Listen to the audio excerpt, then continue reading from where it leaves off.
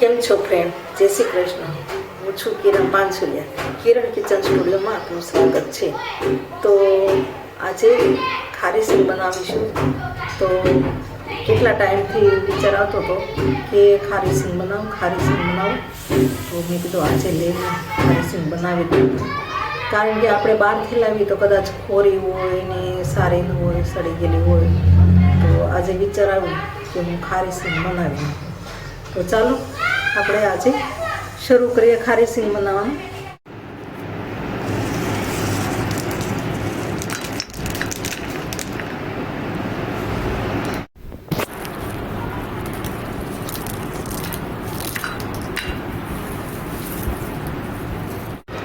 હું આજે બનાવીશ ભરૂચના જેવી ખારી સિંગ. તો તમને આ રેસીપી ગમે તો મારી રેસીપીને વિડીયોને લાઈક કરજો, શેર કરજો, ચેનલને સબસ્ક્રાઈબ કરજો, બેલ આઇકોન દબાવવાનું ભૂલતા નહીં અને કમેન્ટમાં લખજો કે મારી રેસીપી કેવી લાગી. આ મેં સિંગના દાણા લીધા છે. તો આપણે 1 અને 2 વાટકા સિંગના દાણા લીધા છે. તો આપણે એને ધોઈ લઈશું સારી રીતે.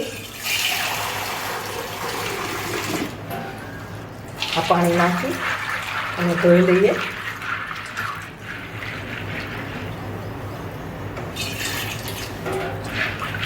અને પાણી આપણે કાઢી લઈશું. હવે 2 વાટકા સિંગના દાણા લીધા હતા. તો આપણે આ 4 વાટકા જેટલું આપણે પાણી નાખીશું.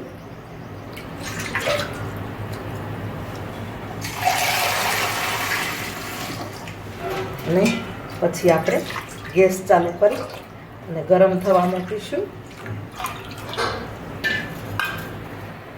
મેં હવે પાણી ગરમ થવા મૂકી દીધું છે. હવે પાણી ગરમ થઈ ગયું છે. આપણે બહુ ગરમ કરવાનું નથી, ઉકળવા દેવાનું નથી. તો ગેસ બંધ કરી દઈશું.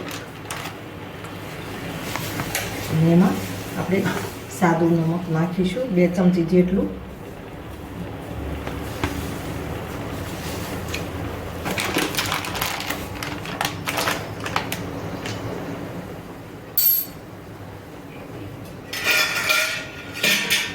હવે આમાં મિક્સ કરી લઈશું.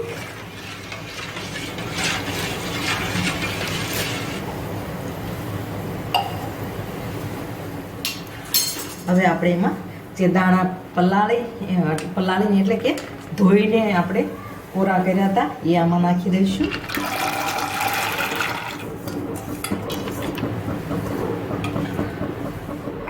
હવે હલાવીશું. બધું મિક્સ કરી લઈશું, મીઠું, પાણી અને દાણા. હવે આને આપણે 3 થી 4 જ મિનિટ આપણે પલાળવા દેવાના છે અને ઢાંકી દઈશું આપણે. હવે 5 મિનિટ થઈ ગઈ છે. તો હવે આપણે આ પાણી ગાળી લઈશું. આમાં એક ગવણી મૂકીશું અને ગાળી દઈશું.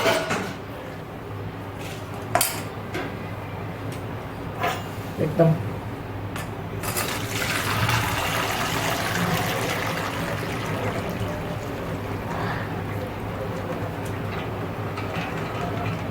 આ રીતે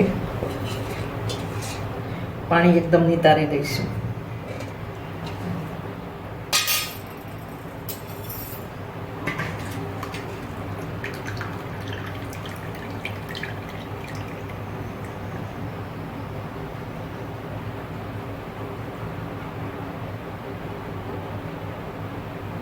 હવે આપણે પછી એની તપેલીમાં આપણે લઈ લઈશું અને થોડું મીઠું નાખીશું. આપણે સ્વાદ મુજબ મીઠું નાખવાનું છે આપણે. હવે પછી તમે જેવું ખારું ખાતા હોય એ પ્રમાણે મીઠું નાખવાનું.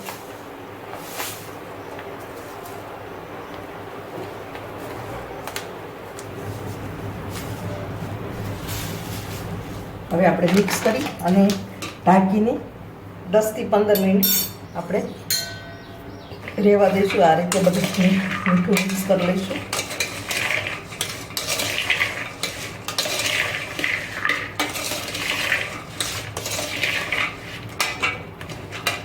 હવે 10 થી 15 મિનિટ આપણે રહેવા દઈશું, ઢાંકી દઈશું.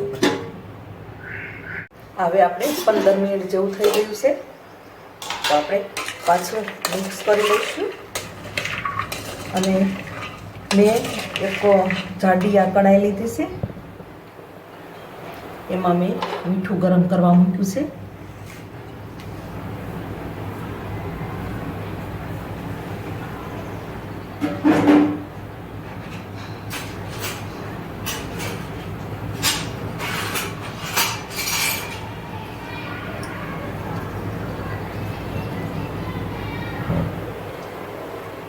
તો થોડું મારે મીઠું પહેલાંનું પડ્યું હતું, ખારી સિંગ કરી હતી ત્યારનું, અને ઉપર થોડું તાજું મીઠું નવું નાખ્યું છે.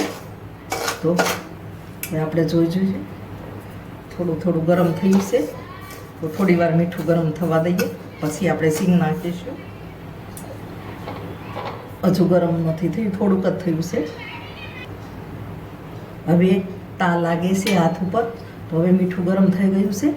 તો હવે બધું મિક્સ કરી દઈએ, મીઠું જૂનું અને આપણે તાજું નાખીએ. હવે ઉપર સિંગ નાખીશું.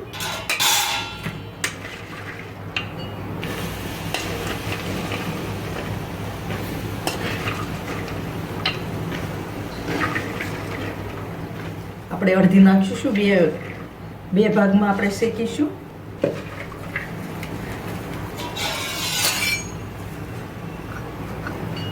અને હવે મિક્સ કરીશું.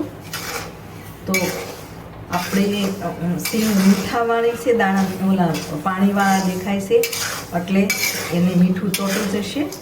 તો આપણે ગભરાવાનું નહીં, મીઠું જેમ દાણા શેકાશે એમ મીઠું છૂટું પડતું જશે. તો આ રીતે આપણે હલાવતું રહેવાનું.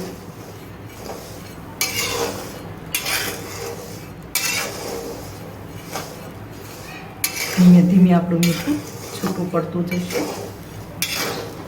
જેમ ગરમ થશે ને એમ છૂટું પડશે.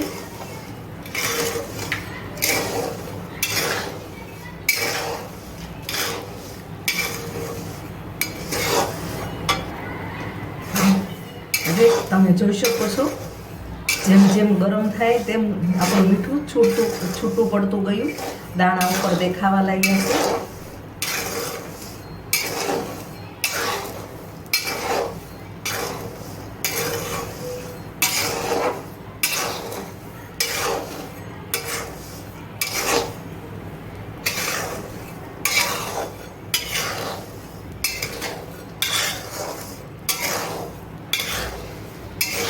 આ રીતે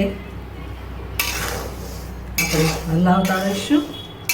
હજુ 5 મિનિટ જેવું આપણને લાગશે, તો છતાં આપણે જોઈએ. આ સિંગને તમે રેતીમાં પણ શેકી શકો.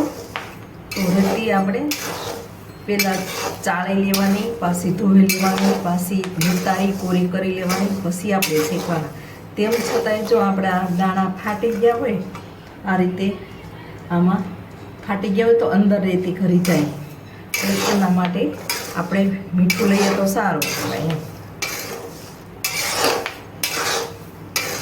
તો આ મીઠું પાછું આપણે ઠંડુ થાય એટલે કોઈ ડબ્બામાં કે પ્લાસ્ટિકની થેલીમાં ભરી અને મૂકી દેવાનું. તો બીજી વાર આપણે ખારી સિંગ કરીએ, નાન ખટાઈ કરીએ, કેક બનાવીએ તો એમાં કામમાં આવે.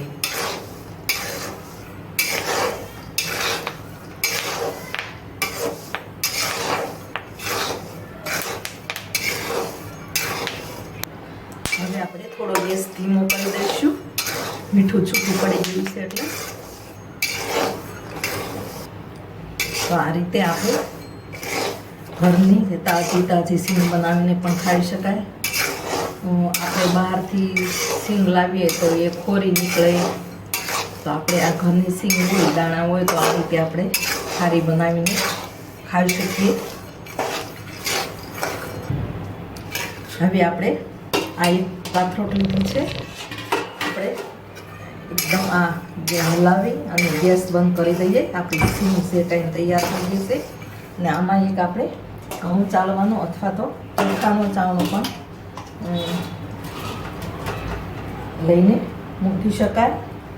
ચોખાના ચાવણા પણ આપણે ચાળી લેવાય. તો હવે આપણે ગેસ બંધ કરી દીધો છે. તો હવે આપણે કપડું લઈ અને અથવા તો તમે સાણસી પણ લઈ શકો. તો હવે આપણે ચાળી લઈશું. મીઠું બધું કાઢી લઈશું એમાંથી. તો આ રીતે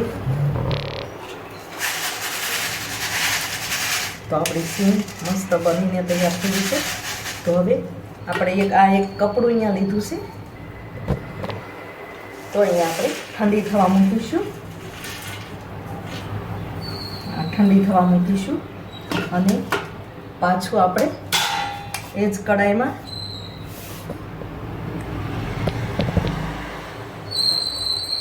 પાછું મીઠું નાખી દઈશું. અને આપણે જે હજુ સીંગ થોડીક પલાળેલી પડી છે એ એમાં નાખી દઈશું.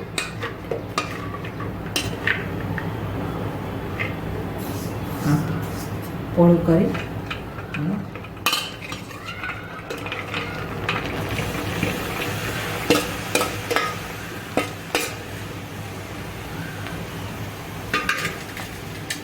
હવે આપણે પેલી સીંગ શેકીને એ જ રીતે આપણે આ બીજી વાર પણ શેકી લઈશું. આપણે હવે બીજી વારની પણ સીંગ શેકાઈને તૈયાર થઈ ગઈ છે. તો હવે આપણે ચાળી લઈશું મીઠું એમાંથી.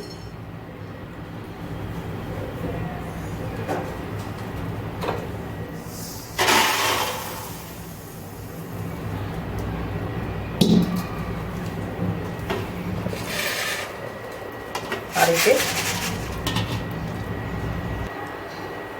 તો હવે આ સીંગ આપણે થોડીક એક બાજુ કરી આ ઠંડી થઈ ગઈ છે. તો આ પણ આપણે આમાં નાખી દઈશું કપડામાં. એટલે શરીરને સરસ થઈ જાય. આપણે 10 મિનિટ ઠંડી થવા દઈશું. પછી આપણે એક બાઉલમાં અથવા તો ડબ્બામાં ભરી લઈશું. હવે આપણી ખારી સીંગ ઠંડી થઈને તૈયાર થઈ ગઈ છે. તો તમે જોઈ શકો છો. હવે આપણે એક બાઉલમાં અત્યારે તો ભરી લઈશું આ રીતે.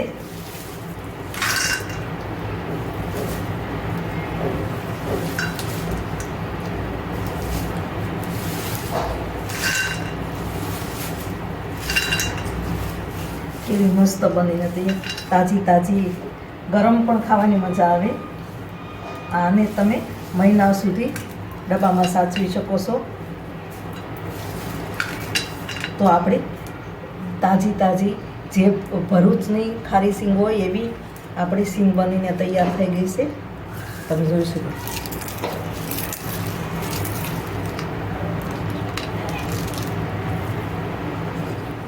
તો આ રીતે તમે પણ તાજી સીંગ બનાવીને ખાશો તો ખોરી ના નીકળે અને આપણે તાજી સીંગ ખાવાની મજા પણ આવે.